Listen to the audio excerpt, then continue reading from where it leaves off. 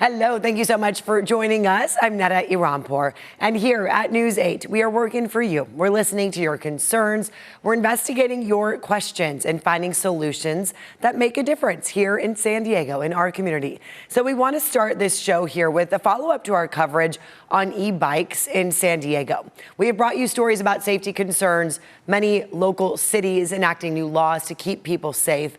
In Chula Vista, there's a growing source of frustration, though, for many drivers and for residents there. Working for you, we sent News 8's Brian White out to see if the new e-bike rules in the city are changing rider behavior. Yeah, unsafe e-bike riding helped prompt new rules in Chula Vista last fall. Now, 9 months later, I'm checking in on whether riders are following them and what enforcement looks like now.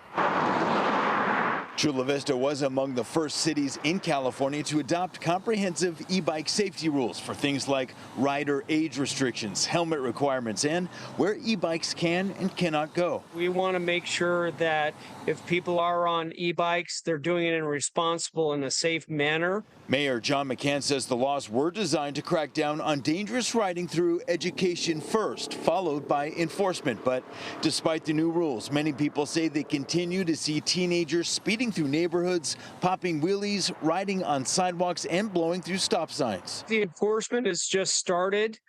We need to push the enforcement at a higher level. Because, again, I think almost everybody has seen it at one time or the other in the city of Chula Vista. Police say they're still emphasizing education. Enforcement typically happens when officers witness violations themselves or respond to calls about reckless riding. The goal is to keep e-bike riders safe, keep our community safe. Sergeant Manny Salazar says since the rules took effect, police have issued 18 citations and impounded 4 e-bikes. While police say that's part of a measured approach focused on education, some question whether those numbers are enough, given how often they say they still see dangerous riding. Safety is the most important issue here, and that's an issue that everyone can get behind. Attorney Shay Connolly says parents should understand the laws before buying their kids an e-bike. Parents can't be held responsible if their child causes a serious crash. Just because it's your child who may be at fault in this accident or may have made a mistake on this e-bike does not mean that parents are absolved of liability. They certainly could be held liable. City leaders say enforcement will continue to increase while police are asking people to report dangerous riding so officers can respond. Their goal is to combine education and enforcement to ultimately change behavior. Working for you in Chula Vista, I'm Brian White, News 8. And hopefully reduce the number of ER visits that so many e-bike riders have had to go to. A sales tax hike will be on the November ballot in Oceanside. City Council voted to place a new tax measure on the ballot. If approved, Oceanside's sales tax would rise half a cent to 8.75%, placing it among the highest rates in the county. The money would go into the city's general fund, but city leaders say the funds could help pay for projects like a new fire station and police headquarters. Oceanside voters will have the final say, but some residents have already made up their minds. Those taxes are very regressive. They hurt the poor, but are a minor inconvenience for the wealthy. Please vote no on the sales tax increase. We don't have facilities, we don't have rigs, engines, ambulances. We're not going to be able to respond in a timely manner, which could, in the end, be the difference in someone's life. So I'm here to encourage you to push this through. You're hearing opposing sides on this, different viewpoints. It's the second sales tax vote for Oceanside in 2 years.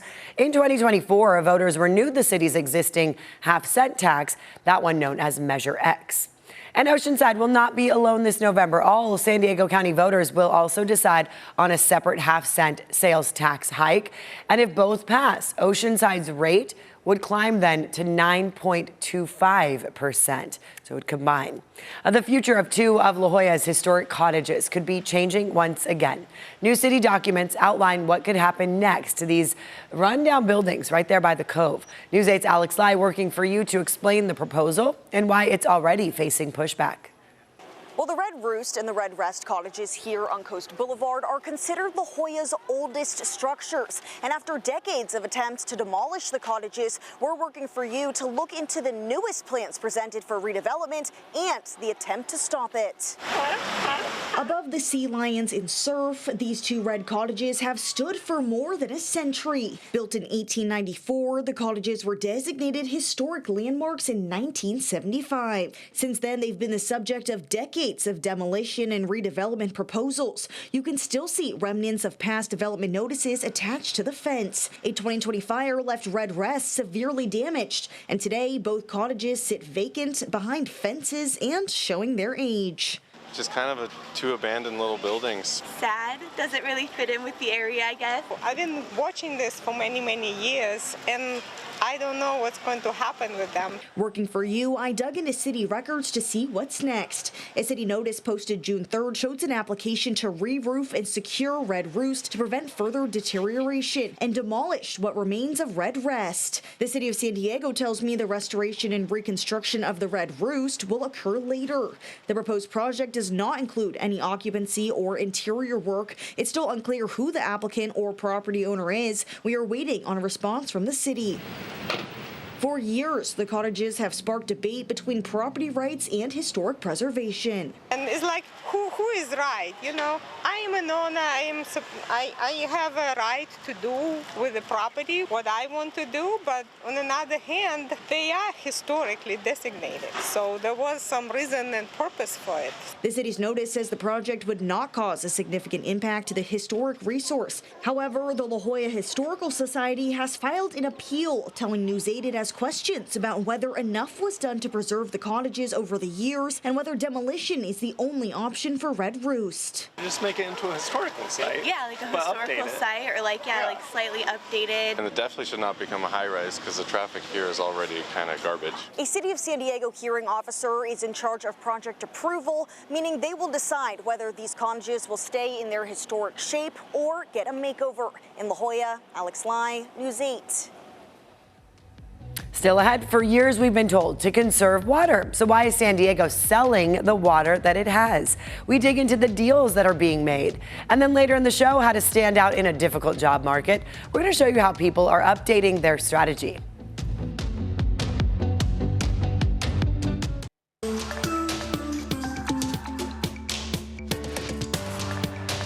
Welcome back to our Working for You special. Arizona and Nevada need water, and surprisingly, San Diego has some to spare. Yeah, that's right. News 8's Vanessa Paz working for you and explains how San Diego went from running dry to now helping other states.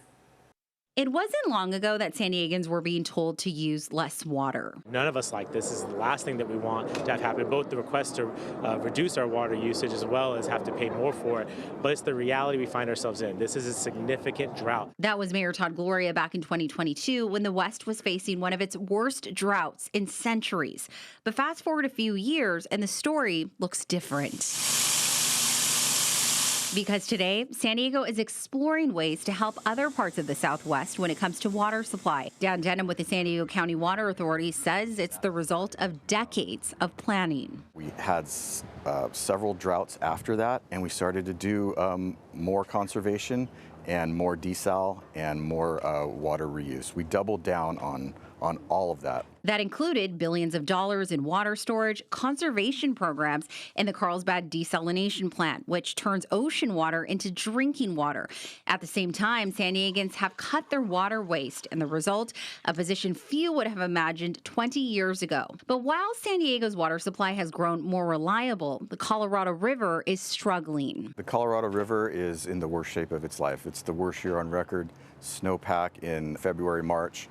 Horrible. We have probably 1 year to figure this out. So America's Finest City is offering a possible solution that officials describe as a virtual water transfer.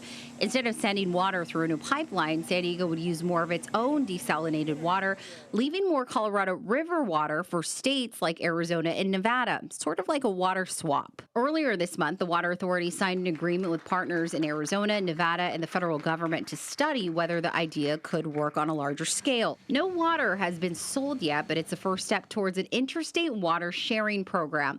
The concept, similar to an agreement with Riverside that has proven better use of existing water supplies. The transfers with Riverside County, first of its kind, never been done. So we've proven up that model in Southern California. But if San Diego has extra water, many residents may be wondering why their water bills aren't going down. Denham says the region is still paying for decades of investments designed to make San Diego water supply more secure. The payment doesn't go away, and so now we're looking to maybe refinance that mortgage payment in some form, which has the same effect in terms of you're not going to get out of your payment, but you're going to keep your house, but you're going to lower your overall payment over time. And that's really just what we're trying to do. Officials say revenue from future water sharing agreements could slow rate increases over time. But for a region once defined by water worries, water officials describe it as a noteworthy shift in the right direction. In Kearney Mesa, Vanessa Paz, News 8. The San Diego County Water Authority says decades of investment in conservation, storage, desalination, and recycling have positioned us here in San Diego to remain water secure through at least 2050. So it's working. Well done. Meantime, the cost of water, that is getting more expensive. San Diego County Water Authority just approved a 3% wholesale rate increase for the next year. That vote sets what local water agencies pay the authority. That's not what shows up on your bill. Each agency will now decide how much of that will get passed on to the customer. Officials say it's a small increase and credit that to new deals to sell water to other agencies. The Water Authority expects similar 3% increases every year through 2032. El Nino is back, and San Diego's sport fishing industry very busy already this summer. We're going to show you why this might be a banner season.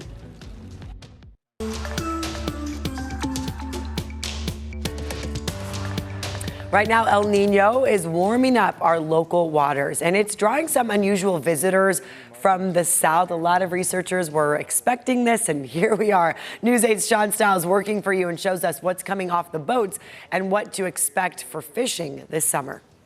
As the El Nino continues to develop in the Eastern Pacific, the folks here at H&M Landing and the sport fishing fleet are extremely excited with fish already being caught in the waters around San Diego. There we go. We've seen an influx of yellowtail already this year, and that's really exciting for us, especially with everything that we're hearing, the rumors of this El Nino. Captain Tyler Wilson of the Grande is taking full advantage of the building El Nino and the fishing for his clients. The quality has been phenomenal. Nice, big, healthy, I'd call it 15 to 25 pounds with some standout 30s. And the yellowtail have been coming close. Look at this 50-pounder that was recently caught off Crystal Pier.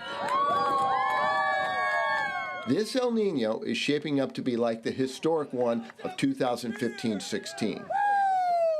El Ninos have always been a boon for this industry. Frank Ursetti is the managing partner at H&M Landing. When we look at the forecast for El Nino, the Super El Nino, this huge warm water event, our fleet is so excited. Coming aboard. The economic benefit is huge. El Ninos of the past have drawn anglers to San Diego, and Ursetti thinks fish are on the way. Nice job, guys. It would not surprise me if we have great access to yellowfin tuna, Dorado,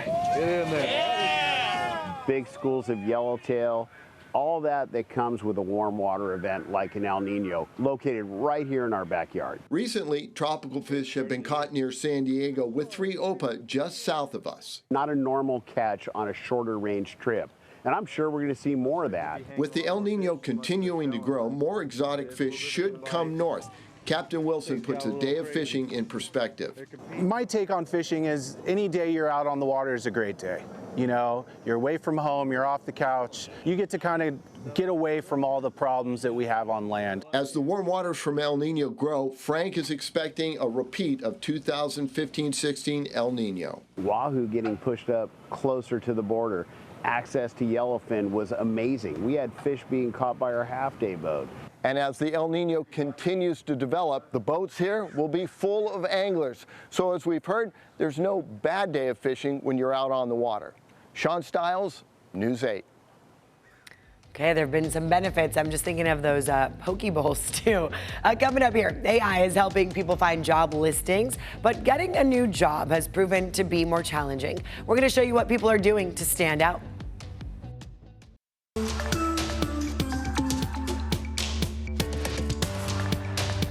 Welcome back. 60 years of Grand Slams and late night coffee here, gone. The Denny's on Rosecrans in Point Loma has shut its doors for good. So many people have been out there. News 8's Alex Cheney working for you, digging into what comes next for this property.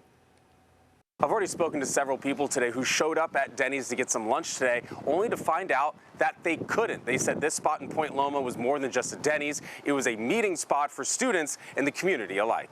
Instead of pancakes and hash browns at Denny's this morning, it was metal locks, a cardboard close sign, and crews taking large kitchen gear out. It's a new era at the corner of Rosecrans and Jarvis and Point Loma, where after opening in 1966, this Denny's location served its last Grand Slam Sunday afternoon. Oh man, it's been here as long as I have. Ed Bayer grew up in Point Loma and says this Denny's is a frequent meeting place for the local community. It's a staple here in this neighborhood.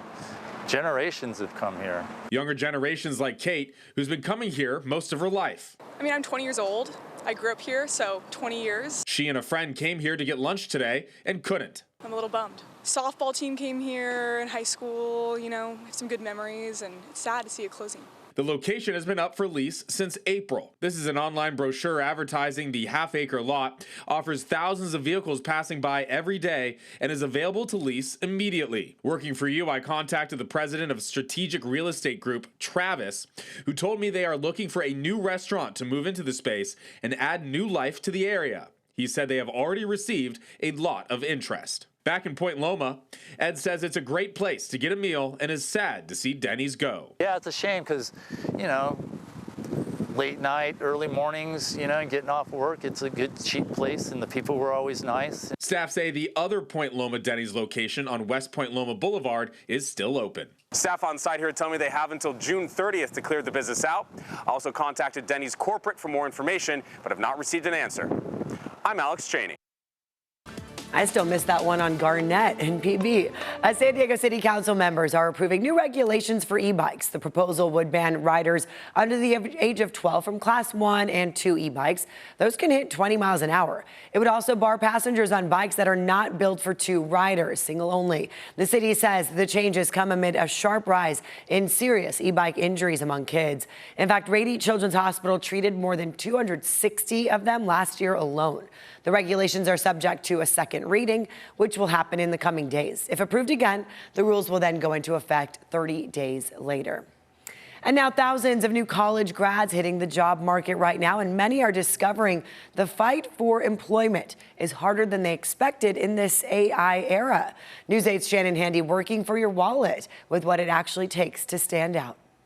Things look a lot different now compared to when I graduated college. With most companies now using AI to sift through applications, job seekers have to get more strategic and creative.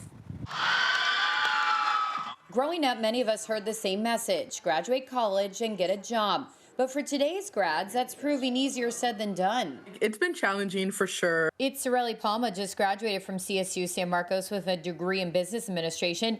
They're actively looking for a job and have run into some hurdles. Among them, how to stand out. When companies are incorporating AI, they take away like the personalization of it. So now it's like you have to adapt to who's reviewing it.